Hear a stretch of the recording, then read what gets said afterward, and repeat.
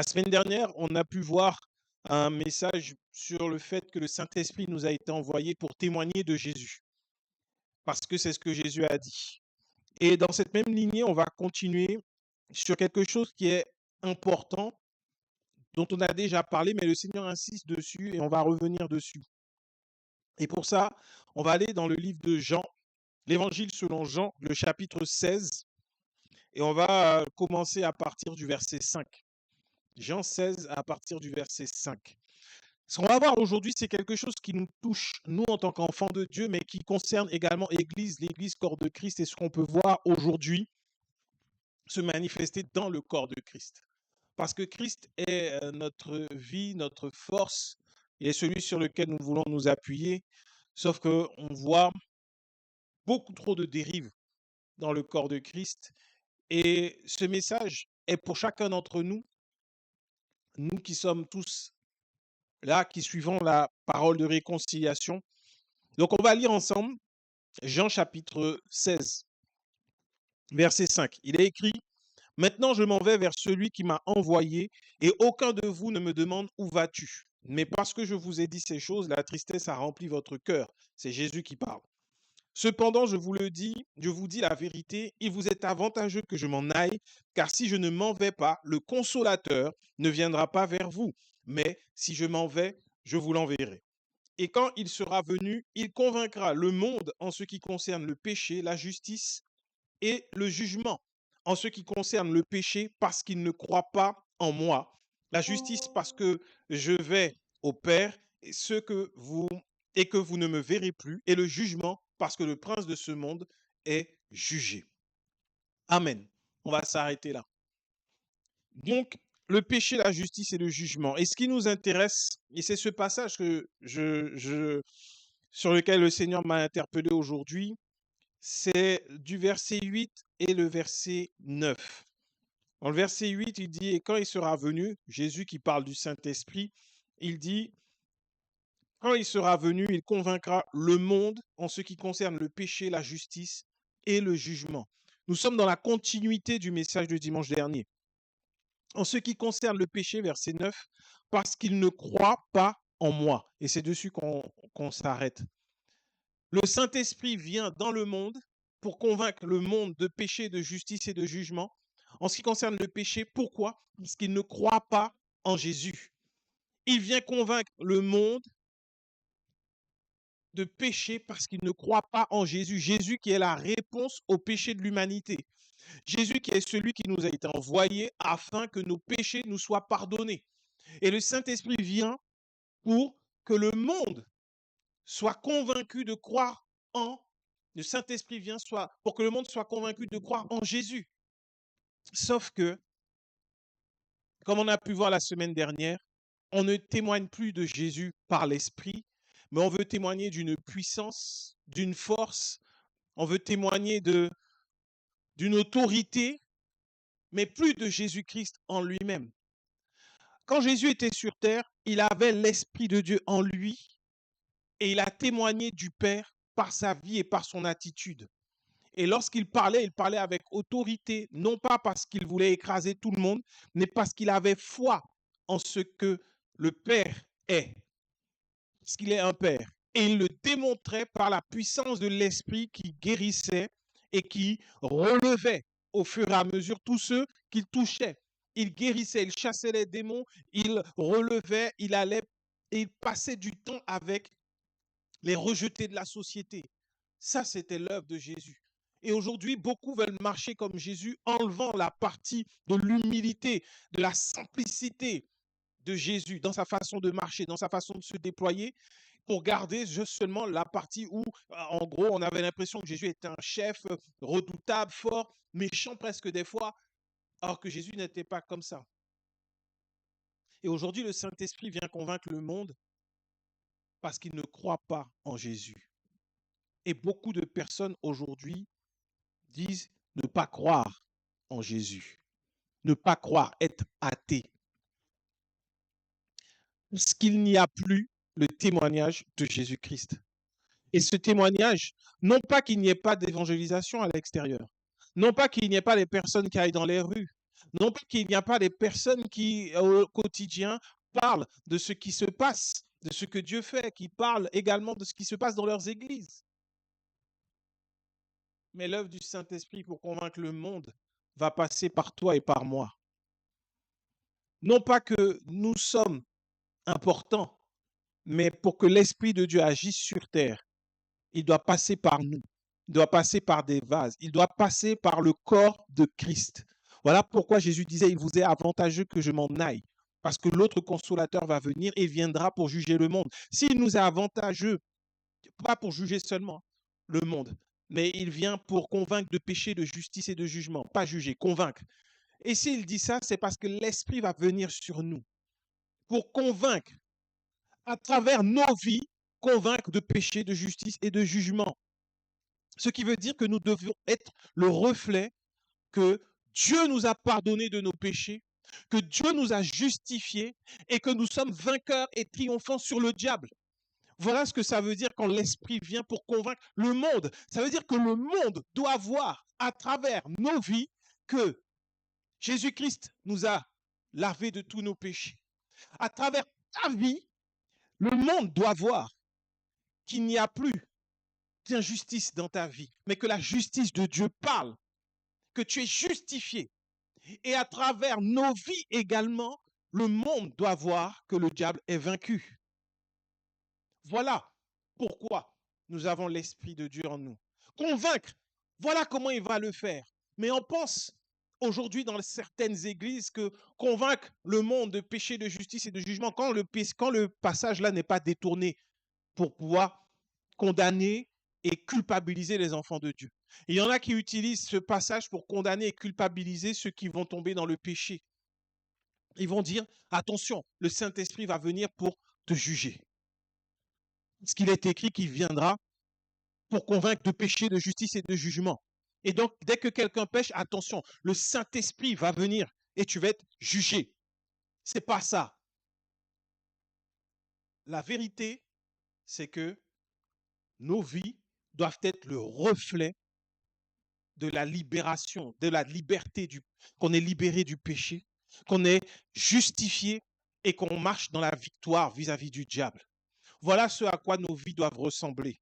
Et voilà ce qui va convaincre le monde. Parce qu'on a l'impression qu'il faut aller dans le monde et démontrer une puissance, démontrer quelque chose. C'est pas ça. C'est pas ce que Dieu attend de nous. Si tu regardes la vie de Jésus, si tu prends le temps de méditer, ne serait-ce que sur les évangiles, le témoignage de la vie de Jésus, tu reprends toutes les évangiles, tu reprends les 4 évangiles et tu commences à lire comment Jésus était sur terre. Jésus a montré qu'il était vainqueur, victorieux sur le diable parce qu'il chassait les démons alors que personne ne pouvait le faire. Jésus a démontré qu'il était justice de Dieu parce qu'il a donné sa vie alors que lui n'avait rien fait et que tous nous avons été justifiés par sa mort à la croix. Et Jésus enfin a démontré que celui qui croyait en lui, ses péchés lui étaient pardonnés. Voilà pourquoi il disait, va, tes péchés te sont pardonnés.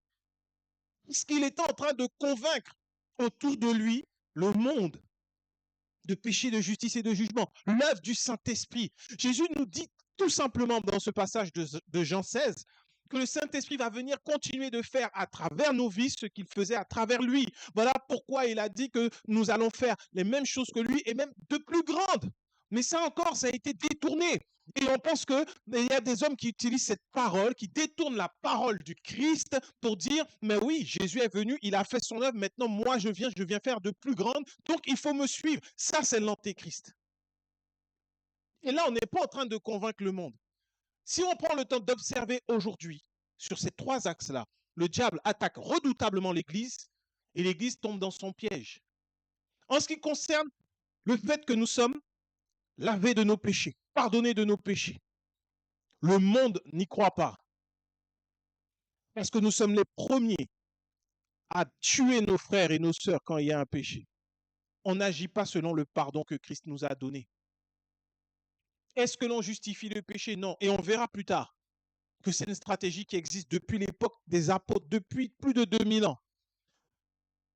On agit lorsque quelqu'un a péché, lorsque quelqu'un fait mal, au lieu d'agir comme la parole le veut pour témoigner au monde que les péchés sont pardonnés par Jésus-Christ, on est en train d'agir comme le diable veut. On condamne, on tue, on lapide par nos paroles, par nos actes, nos frères et nos sœurs. Donc on n'est pas en train de témoigner au monde, viens à Jésus, tu vas voir, tes péchés te seront pardonnés. Le monde va te dire, oui, mais tu sais, je ne suis pas parfait. J'ai encore des difficultés, des luttes. Va dire, mais c'est pas grave, viens justement. On ne va pas te condamner pour ton péché parce que Jésus-Christ ne le fait pas. On va te soutenir, on va prier pour toi. On a pu voir que si 2 ou 3 sont assemblés et demandent quelque chose, alors le Seigneur va le faire. Si toute l'Église décide de lier le péché dans la vie de celui qui pêche au milieu d'elle, là, alors cette porte, spirituellement, elle est fermée. Mais le monde n'a pas envie de venir là où la moindre erreur lui sera fatale. Tu peux mener une vie, enfant de Dieu, pendant 10, 15, 20 ans, personne, il n'y a rien. Et un jour, quelque chose se produit et là, l'Église te rejette comme un malpropre, un paria. C'est l'image que l'on donne au monde. Et comment le monde peut être convaincu que Jésus-Christ nous a pardonné tous nos péchés. Si on est plus exigeant que Jésus lui-même, Jésus nous pardonne par sa mort à la croix une bonne fois pour toutes. Et ce pardon, il n'est pas donné juste pour le jour où tu dis oui, je crois en Jésus. Il nous a pardonné et il nous pardonne tous nos péchés passés, présents et à venir. Il est en train de nous produire, de nous donner son pardon quotidiennement, parce qu'aucun n'est parfait sur terre. Tant que nous sommes dans des corps mortels, il n'y a personne qui peut dire qu'il est parfait, parce que le péché commence à partir de la pensée, et personne ne peut dire mes pensées sont toujours pures, et à savoir que le véritable péché, c'est le fait de ne croire en Jésus. Ça commence par là. Et donc, il y a des personnes qui peuvent dire oui, ça va, mais il y en a on ne voit pas de péché, mais qui doutent à un moment donné. À quel moment, toi, tu as pu douter que Dieu allait faire quelque chose? Ça nous est tous arrivé. Devant une situation, parce que justement nous sommes encore charnels et que notre foi n'est pas totalement parfaite, il y a un moment où on va se dire, est-ce que Dieu va vraiment pouvoir agir dedans? Jusqu'à ce que le Saint-Esprit vienne nous redonner du courage et on va jusqu'au bout. Donc tout le monde pêche. Il n'y a personne qui ne pêche pas. Mais on ne témoigne pas au monde parce qu'on est encore hypocrite. On est sur les choses visuelles, visibles. Mais celui qui a une seule pensée sur comment détourner l'argent, comment gagner de l'argent en utilisant le nom de Jésus-Christ, il est en train de pécher et personne ne le voit. Et au contraire, il sera accueilli dans l'église et on va faire des séminaires pour pouvoir gagner de l'argent sur le nom de Jésus, alors que Jésus a chassé de son vivant les vendeurs dans le temple. Et comment aujourd'hui on peut accepter que dans l'église, corps de Christ, on vienne faire des séminaires sur comment gagner de l'argent, comment faire les finances? Ça veut dire que Dieu n'est pas capable de pourvoir à nos besoins. Et il nous a dit, ne vous inquiétez de rien. On manifeste l'inquiétude de manière extraordinaire. Et pourtant, on continue de croire que c'est normal. Ce n'est pas normal. Mais ça, on ne va pas agir comme quelqu'un qui va tomber, on va le voir fumer, rétrograder, aller dans le monde, retourner en boîte de nuit, dans son chemin avec Christ, il aura eu un moment de faiblesse et là, au contraire, au lieu de lui tendre la main, on va le traiter comme un paria, on va le recommander à Satan pour que l'âme soit sauvée. C'est n'importe quoi. On ne comprend pas la parole, on la détourne. Et on ne témoigne pas. Et le monde n'est pas convaincu que c'est là qu'il doit aller s'il veut sauver son âme. Convaincre du péché pour qu'il croie en Jésus-Christ. Pour qu'il croie en Jésus-Christ, ça va passer par toi et par moi, par notre attitude. Sans les mots, sans rien dire, juste par notre attitude. Ça va passer par là. Si tu as du mal à y croire, regarde ce que dit l'apôtre Pierre. On va aller dans 2 Pierre. 2 Pierre, chapitre 3. Et on va lire le chapitre. Il n'est pas très long. Et je prends la version du semeur. 2 Pierre, chapitre 3. Dans le livre de 2 Pierre, au chapitre 3, il est écrit: mes chers amis, voici déjà la deuxième lettre que je vous écris. Dans l'une comme dans l'autre, je cherche à stimuler en vous une saine manière de penser en vous rappelant l'enseignement que vous avez reçu. Souvenez-vous en effet des paroles dites autrefois par les saints prophètes ainsi que du commandement du Seigneur et Sauveur que vos apôtres vous ont transmis. Sachez tout d'abord que dans les derniers jours, des moqueurs viendront qui vivront au gré de leurs propres désirs. Ils tourneront votre foi en ridicule en disant: eh bien, il a promis de venir, mais c'est pour quand? Nos ancêtres sont morts et depuis que le monde est monde, rien n'a changé. Mais il y a un fait que ces gens oublient délibérément. C'est que Dieu, par sa parole, a créé autrefois le ciel et la terre. Il a séparé la terre des eaux et il l'a rassemblée du milieu des eaux. De la même manière, Dieu a détruit le monde d'alors par les eaux du déluge. Quant à la terre et aux cieux actuels, ils sont réservés par cette même parole pour être livrés au feu. Ils sont gardés en vue du jour du jugement où tous ceux qui n'ont aucun respect pour Dieu périront. Mais il y a un fait que vous ne devez pas oublier, mes chers amis, c'est que le Seigneur, c'est que pour le Seigneur, un jour est comme 1000 ans et 1000 ans sont comme un jour. Le Seigneur n'est pas en retard dans l'accomplissement de sa promesse comme certains se l'imaginent. Il fait simplement preuve de patience à votre égard car il ne veut pas qu'un seul périsse. Il voudrait au contraire que tous parviennent à se convertir. Mais le jour du Seigneur viendra comme un voleur. En ce jour-là, le ciel disparaîtra dans un fracas terrifiant, les astres embrasés se désagrégeront et la terre se trouvera jugé avec tout ce qui a été fait sur elle. Amen. On peut s'arrêter là un moment. Là, Pierre est en train de parler de la fin des temps. Il est en train de dire qu'il y a des personnes qui vont se lever et qui vont se moquer de notre foi. Et on a l'impression que ce sont des personnes qui sont dans le monde, qui sont éloignées et qui ont en horreur Dieu, par exemple. Mais ces moqueurs seront bien au milieu de nous dans l'Église. Des personnes qui vont se moquer de notre foi, dans le sens où se moquer, c'est passer en dérision. Je me rappelle quand il y a eu un mouvement un peu New Age qui est arrivé dans l'Église, où ça a été un évangile révolutionnaire, où l'espérance d'aller jusqu'au bout, où on a arrêté de prêcher le fait que Jésus allait revenir. On a arrêté de prêcher le fait qu'il fallait aller jusqu'au bout. On a arrêté de prêcher le salut. Alors certes, ce n'était pas parfait, parce qu'on restait dans une forme de culpabilité, de culpabilisation. Et beaucoup sont allés vers cet évangile nouvel, un évangile nouveau. Cet évangile reposait sur quoi? Tout simplement sur le développement personnel, où là, on n'était plus sur Jésus-Christ sauve, on n'était plus sur Jésus-Christ change, on n'était plus sur Jésus-Christ guérit, mais on était maintenant passé sur toi, tu es capable de faire. Et on s'est moqué, alors là, de ta foi. Pourquoi? Parce qu'on disait, mais ça fait des années que vous priez de la même façon, de la même manière, vous chantez les mêmes chants, il n'y a rien de nouveau, il n'y a rien qui rentre, c'est toujours la même chose et il n'y a rien qui change. Mais regarde, aujourd'hui, quand tu commences à considérer la puissance qui est en toi, ce que toi tu peux faire. Et là, on a vu des générations et des générations aller droit dans le mur et être incapables de maintenir leur salut parce qu'on s'est moqué de leur foi et ça s'est passé dans l'église. Alors on vient et on considère parfois le monde comme étant un danger public. On considère qu'écouter une musique du monde, c'est un danger. Non, ce n'est pas ce que tu dois faire. Je ne suis pas en train de te dire, va, écoute la musique du monde. Tu dois rester dans la foi et tu fais toutes choses selon ta conviction. Tu ne fais pas des choses parce que les hommes vont te dire ça c'est bon, ça c'est pas bon. Tu le fais parce que l'Esprit de Dieu en toi te conduit. Si tu veux aller au cinéma et que tu veux regarder un film et prendre du temps avec ta famille, avec ton épouse, tes enfants, peu importe, fais-le. Mais fais-le par conviction. Parce que l'Esprit de Dieu te dit oui. Quand il ne veut pas que tu ailles quelque part, il t'empêchera d'y aller tout simplement parce qu'il t'aime. Parce que Dieu nous a donné son esprit pour nous guider. Et quand c'est lui qui nous guide, il nous empêche d'aller là où nous ne devons pas aller. Sauf qu'avec des hommes qui sont venus se moquer de notre foi pour dire que c'était à nous de reprendre le contrôle, que c'était à nous de reprendre le volant, alors on a perdu le contrôle et on est allé droit dans des accidents, droit dans des murs. Les chrétiens sont devenus hypocrites, cupides, mis de l'argent, fanfarons, ce que Dieu nous avait dit qu'il allait se passer. Et ce n'est pas venu du monde, c'est venu de l'intérieur. Notre attitude ne reflète plus la conduite par l'esprit, mais reflète la conduite par l'orgueil et l'hypocrisie. Donc on est rentré dans une génération qui préfère cacher les choses. Tant que je ne suis pas découvert, on y va. Combien aujourd'hui se disent hommes de Dieu et ont une double vie?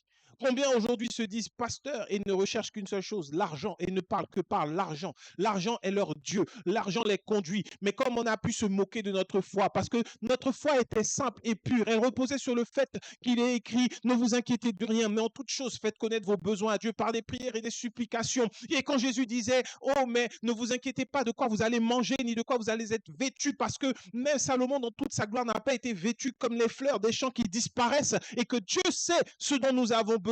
Lui-même, il prendra soin de nous. Ce n'est pas ton compte en banque qui détermine ta richesse, c'est ta foi en Jésus-Christ. Mais quand on s'est moqué de cette foi, tu te retrouves dépendant de l'homme et de sa volonté, manipulé. Moqueur, depuis la nuit des temps, tu pries comme ça dans une église, des églises traditionnelles, et on se moque de la façon de chanter, de prier. Mais ce sont eux qui nous ont transmis ces bases de la foi, sur les mêmes chants, sur la même parole. Une foi qui repose sur le fait que Jésus-Christ revient bientôt. Et un jour, et Pierre disait, ne vous y trompez pas, un jour est comme 1000 ans. Un jour est comme 1000 ans. Ne laisse personne se moquer de ta foi pour te mettre en avant des résultats rapides qui s'appuient sur ce que toi tu es capable de faire et non plus sur ce que Dieu est capable de faire par son esprit qui vit en toi, par le sacrifice de Jésus. Voilà ce qui te détourne et qui te fait aller dans le mur. Et Pierre va dire quelque chose d'encore plus intéressant au verset 14, toujours dans le même chapitre de Pierre, dans le chapitre 3. Au verset 14, c'est pourquoi, mes chers amis, dans cette attente, faites tous vos efforts pour que Dieu vous trouve pur et irréprochable à ses yeux dans la paix qu'il vous donne. Cette fin-là n'est pas anodine. Dans la paix qu'il nous donne, irréprochable dans la paix qu'il nous donne, pur et irréprochable dans la paix qu'il nous donne. Ne prends pas un fardeau qui n'est pas le tien. Ce n'est pas une question de marcher comme un moine dans la vie. Ce n'est pas une question d'être pur et irréprochable, sans défaut, parfait. C'est pas ce que la Bible dit. Pur et irréprochable dans la paix. Cette paix qui repose sur la foi que Dieu te donne et sur la foi que tu as en Jésus-Christ pour accomplir ce qu'il a dit. Dans la paix. Ne va pas là où ta paix sera perturbée, où tu vas être dans du bruit, tu vas être dans de l'ambiance, mais tu ne seras pas dans la paix. Et là, tu ne seras pas pur et irréprochable. C'est important, dans la paix. Jésus a dit, je vous laisse ma paix, je vous donne ma paix. Non pas comme celle que le monde peut donner, mais cette paix qui nous permet de marcher au milieu de la guerre, qui nous permet de marcher au milieu des dangers, qui nous permet de marcher au milieu de la tempête, être en paix. Cette paix-là, tu ne l'as plus quand tu n'es plus dans l'évangile qui repose sur l'œuvre de la croix. Tu n'es plus en paix quand ta seule motivation, c'est de démontrer que tu peux être riche par Jésus-Christ. Tu veux le démontrer par ta façon de faire, par l'influence que tu auras, par les connexions que tu auras, par le compte en banque, par les offrandes que tu feras, par les cadeaux que tu feras. Non pas à ceux qui en ont besoin, mais à des hommes cupides qui se font appeler pasteurs. Voilà ce qu'on te vole, ta paix. On te dit que c'est par toi, par ta prière, à 2, 3. Il y a des heures stratégiques dans la nuit où tu dois te lever pour que les démons ne puissent pas aller attaquer ta famille. Mais tous ceux qui disent qu'il y a des heures stratégiques, il va falloir qu'ils expliquent comment fonctionnent les fuseaux horaires sur la Terre. Parce que si ta famille se trouve en Australie et que toi tu es en France, à quelle heure tu vas te lever? Ce n'est pas à 2 ou 3 heures du matin, parce que si c'est une heure stratégique, tu as loupé le moment. Donc il faut arrêter, tu n'es plus dans la paix. Quand tu rentres dans la chasse aux démons, ta paix t'est enlevée et tu n'es plus pur et irréprochable dans la paix. Si tu veux être irréprochable, c'est dans la paix que tu trouves en Jésus-Christ. C'est là que tu vas être irréprochable. Et ça, c'est pas difficile. Ça te demande juste, quelle que soit la situation, elle n'est pas sur moi, c'est Jésus. Et le Saint-Esprit me conduit. Moi, je reste en paix. Peu importe l'échéance des hommes, peu importe ce que les hommes veulent, moi, je suis en paix parce que Jésus m'a donné la paix. C'est ça la paix que Dieu nous donne. Mais on vient se moquer de ta foi et te dire non, mais si tu veux que ton foyer soit bien, qu'il soit rempli de joie et d'amour, il faut mettre en place des sacrifices, il faut faire ça, il faut que la femme devienne l'esclave du mari. Et c'est de la bêtise. C'est de la bêtise. Tu sors de ta paix. Et combien ont perdu leur foyer, soi-disant, dans ces églises-là? Combien ont vu leur famille être éclatée? Combien de divorces? Combien de séparations? Combien de tromperies? Pourquoi? Parce que tu n'es plus dans la paix. que te donne Dieu. C'est ce que le diable cherche à te voler. C'est rien d'autre. Ta foi qui te permet d'être en paix et de croire aux promesses de Jésus. Et au verset 15, il nous dit: comprenez bien que la patience du Seigneur est le salut des hommes. Paul, notre frère bien-aimé, vous l'a aussi écrit avec la sagesse que Dieu lui a donnée. Il l'a fait comme dans toutes ses lettres où il aborde ces sujets. Certes, il s'y trouve des passages difficiles à comprendre dont les personnes ignorantes et mal affermies déforment le sens, comme elles le font aussi pour leur propre ruine des autres textes de l'Écriture. Quant à vous, mes chers amis, vous voilà prévenus, prenez garde de ne pas vous laisser entraîner par l'égarement de ces hommes vivant sans respect pour Dieu et de perdre ainsi la position solide que vous occupez. Au contraire, progressez sans cesse dans la grâce. Tu peux le surligner. Au contraire, progresser sans cesse dans la grâce et dans la connaissance de notre Seigneur et Sauveur Jésus-Christ. À lui seul la gloire dès maintenant et pour l'éternité. Amen. Tu dois progresser sans cesse dans la grâce et la connaissance du Seigneur Jésus. Dans la grâce et la connaissance du Seigneur Jésus. Sauf qu'aujourd'hui, la connaissance du Seigneur Jésus repose trop sur l'interprétation erronée d'hommes qui se sont établis eux-mêmes comme étant des représentants de Jésus-Christ sur la terre et qui doivent être suivis par les autres. La connaissance de Jésus-Christ disparaît.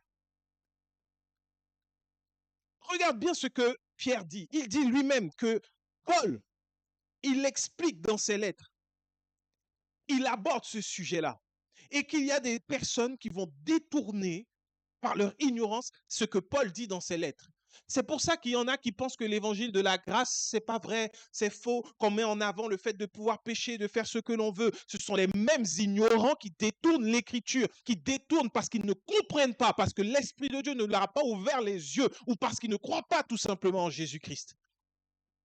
Dans leur ignorance. Et ça prouve également que Pierre n'est pas en train de parler d'en dehors de l'Église. Il parle de l'intérieur. Parce que s'il parlait des gens du monde qui allaient se moquer de notre foi, il aurait dit le monde. Il aurait dit ils ne connaissent pas l'Écriture, ils n'en ont jamais entendu parler. Mais là, il parle de personnes qui interprètent la parole. Parce qu'ils disent ils sont mal affermis et déforment le sens de l'Écriture, déforment le sens des lettres. Mais pour que quelqu'un déforme cette parole, déforme le sens de l'Écriture, il faut qu'il l'annonce, il faut qu'il le dise, il faut qu'il le prêche. Donc là, on est en train de parler de personnes qui se moquent de la foi des enfants de Dieu, qui les enlèvent du repos que Christ leur a donné par une compréhension erronée de la parole, parce qu'ils détournent les lettres que Paul a envoyées, ils détournent même l'Écriture à leur propre avantage, tout simplement. Et c'est pour leur propre ruine. Pierre reconnaît là que Paul a parlé de la grâce, parce qu'il va finir en disant qu'on doit progresser sans cesse dans la grâce et la connaissance. Et Paul l'a expliqué, mais si le Saint-Esprit ne te guide pas dans la parole pour comprendre la grâce, pour comprendre les trésors qu'il y a, pour comprendre la liberté des enfants de Dieu, pour comprendre le fait que nous sommes victorieux, pour comprendre le fait que nous n'avons plus de culpabilité à avoir vis-à-vis du péché, que nous sommes pardonnés une bonne fois pour toutes, c'est fini pour toi. Il te faut appuyer sur la grâce de Dieu et laisser le Saint-Esprit te conduire. La connaissance de Christ, tu vas l'avoir par l'Écriture et par l'attitude également de ceux qui sont réellement dans la grâce de Dieu et qui ne sont pas dans l'hypocrisie. On va finir avec ce passage toujours de Pierre. Cette fois, on va dans 1 Pierre. 1 Pierre chapitre 3. 1 Pierre 3. Le verset 1er qui dit « Femmes, soyez soumises, soyez de même soumises à vos maris, afin que si quelques-uns n'obéissent point à la parole, ils soient gagnés sans parole par la conduite de leurs femmes, en voyant votre manière de vivre chaste et réservée, ayant non cette parure extérieure qui consiste dans les cheveux tressés, les ornements d'or et les habits, ou les habits qu'on revêt, mais dans la parure intérieure et cachée dans le cœur la pureté incorruptible d'un esprit doux et paisible qui est d'un grand prix devant Dieu. Ainsi, se paraient autrefois les femmes qui espéraient en Dieu soumises à leur mari, comme Sarah, qui obéissait à Abraham et l'appelait son Seigneur. C'est d'elle que vous êtes devenues les filles en faisant ce qui est bien, sans vous laisser troubler par aucune crainte. Et là, je ne vais pas limiter ce passage à la femme et à l'époux. Si tu prends la version du semeur, il te dit bien que si parmi ces maris, il y en a qui sont incroyants, par ton attitude épouse, tu peux les convertir. Et là maintenant, on va aller maintenant plus haut que ça, parce que Dieu nous a donné le mariage pour refléter quoi? Paul nous le dit, la relation entre Christ et l'Église. Aujourd'hui, l'Église n'est pas cette épouse qui a cette parure intérieure, qui a ce cœur pur, doux, cet esprit paisible. L'Église est au contraire cette épouse qui a l'apparence, qui revêt des habits somptueux, qui a des colliers, qui a toutes sortes de choses. On cherche à avoir de grands bâtiments, on cherche à avoir la plus belle et grande chorale, on cherche à avoir la meilleure chaîne TV. L'apparence, l'hypocrisie. On cherche à avoir ce qui frappe le regard pour que le monde puisse dire ah, mais Jésus est vraiment réel, c'est lui qui fait. Mais derrière, ce sont des combines et des magouilles, je le dis, qui font qu'on a ces choses qui sont là en apparence, des ententes avec le monde, alors que la Bible dit bien qu'il n'y a pas de relation entre les ténèbres et la lumière. Le monde ne peut pas aider l'Église. L'Église doit transformer le monde. Et par ton attitude, il dit, épouse, tu peux gagner ton mari s'il ne croit pas sans parler, sans parole. Si aujourd'hui l'Église devient cette épouse fidèle, soumise à Christ, sans parole, sans avoir besoin de suivre l'onction d'un homme, le monde sera convaincu de ce que Jésus est vivant. Quand tu ne seras pas un chrétien d'apparence où tout ton voisinage voit que les dimanches tu pars bien habillé quelque part et que tu rentres tard, alors que toi, tu as l'impression que tu es en train de témoigner de Jésus, mais quand tu pars et que tu laisses ta famille de 7 heures du matin jusqu'à 20 heures un dimanche, alors que tout le monde passe du temps avec sa famille parce que toute la semaine, il travaille, le témoignage que tu donnes, c'est que tu ne prends pas soin de ta famille. Tu es hypocrite. Tu as l'impression de témoigner de Christ, de faire des choses importantes, mais en vrai, tu n'es pas là pour ce qui est important aux yeux de Dieu. Ton premier ministère, ta famille. Alors que tu as l'impression que tu témoignes de Christ parce que tu vas devant les gares, tu vas aux sorties des universités, tu vas dans le métro et que tu dis Jésus-Christ est vivant, il t'aime, viens, donne ta vie. Mais lorsque ceux qui sont autour de toi regardent, ils voient que tu es cupide, que tu ne sais même pas faire un sourire à ton voisin. On ne veut pas de ce Dieu-là que tu témoignes dans la vraie vie. On ne veut pas de ce Dieu-là qui est reflété par l'hypocrisie. Parce que tu verras qu'à chaque fois, on va dire, ah, lui, il est enfant de Dieu. J'ai du mal à croire. Et les dimanches, il va à l'église. Et c'est ce qu'il fait. Sois dans la paix de Christ. Ne sois plus dans l'apparence. Et le monde pourra être convaincu de péché, de justice et de jugement par le Saint-Esprit à travers ta vie. Quand le monde verra que, mais je ne comprends pas, il n'a pas de personne, on le voit, il est avec sa famille, il connaît personne d'influent, il n'est pas dans beaucoup de choses, et pourtant, il est heureux, elle est heureuse, ils prospèrent, ils sont en bonne santé, on les entend parfois, ils chantent, ce sont des chants chrétiens, on les voit danser, on les voit s'amuser, on les voit rigoler, ils nous ressemblent, mais ils ne sont pas comme nous. Voilà ce que le monde doit dire. Ils nous ressemblent, mais ils ont quelque chose que nous, on n'a pas. Mais ce quelque chose, c'est pas aller à une église toute la journée et puis t'asseoir là et puis débattre et refaire le monde en constatant que le monde est mauvais. Oui, le monde est mauvais, ça on le sait. Mais que ton attitude soit celle de l'épouse de Christ, avec cette parure intérieure. Dieu n'est pas contre le fait que tu sois riche, il est contre le fait que ta richesse vienne de tes efforts. Dieu n'est pas contre le fait que tu marches dans la victoire, mais il est contre le fait que tu crois que cette victoire vienne de ton pouvoir ou de ta prière. Le monde dira, oui, c'est vrai, ça fait des siècles et des siècles que c'est comme ça. On ne croit pas en un Dieu méchant qui impose. On ne croit pas en un Dieu qui rejette celui qui a péché parce que c'est contraire à ce qu'il a annoncé. On ne croit pas en un Dieu qui nous demande de ne nous priver de sommeil alors que le repos vient de lui. On ne croit pas à un Dieu qui nous empêche d'être avec notre famille. On ne croit pas à un Dieu qui nous appauvrit plutôt que nous enrichit. On ne croit pas en un Dieu qui, ce que nous avons fait mal, nous rend malades ou nous fait du mal en retour.